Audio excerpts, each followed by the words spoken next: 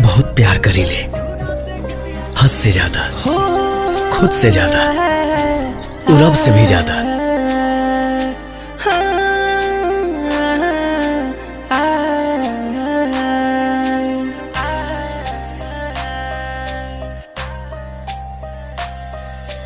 बाबू सोना जानू कही के काहे गइलू भुलाई, बाबू सोना जानू कही के काहे गइलू भुलाई। हाँ मरी जाइब हम खाके कहिले कसम।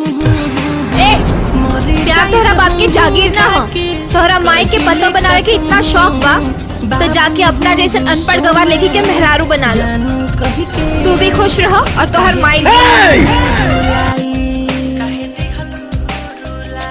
हाँ बाबू सोना जानू कही के काहे दिहलू रुलाई।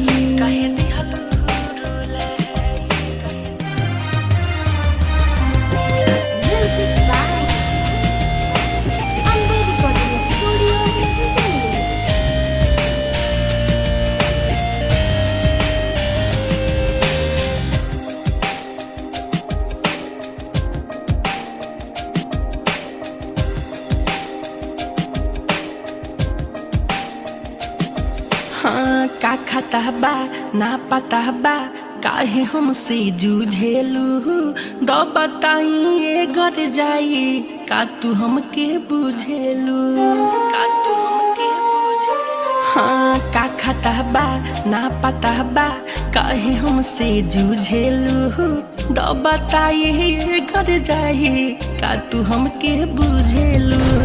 तो के भुला तो नहीं की सकत, कहे के प्यार करीला। हो सनम दिहलू जखम, ए हो सनम बाबू सोना जानू कह के कह दिहलू सताही।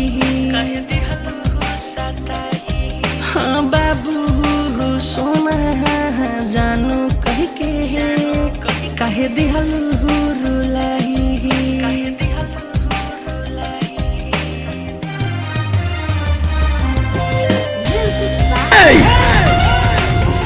आगे एक शब्द भी बोल ले तो अपन चेहरा ना पहचान पाएगी।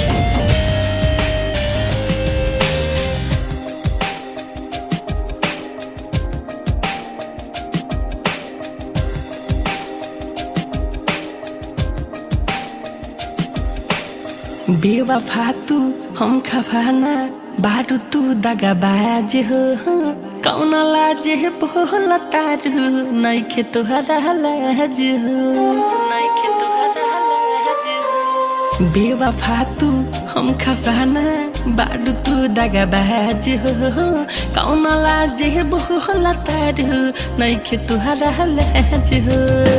मिठू अरे सोना की तो हम होई पहले बाड़ी छहल मिठू सुमित लखिंदर कैले बाड़ी छहल। बाबू सोना जानू कही के काहे कैलू रुसवाई। अरे सोना की तो हम होई बाबू सोना जानू कही के काहे दिहलू रुलाई। हाँ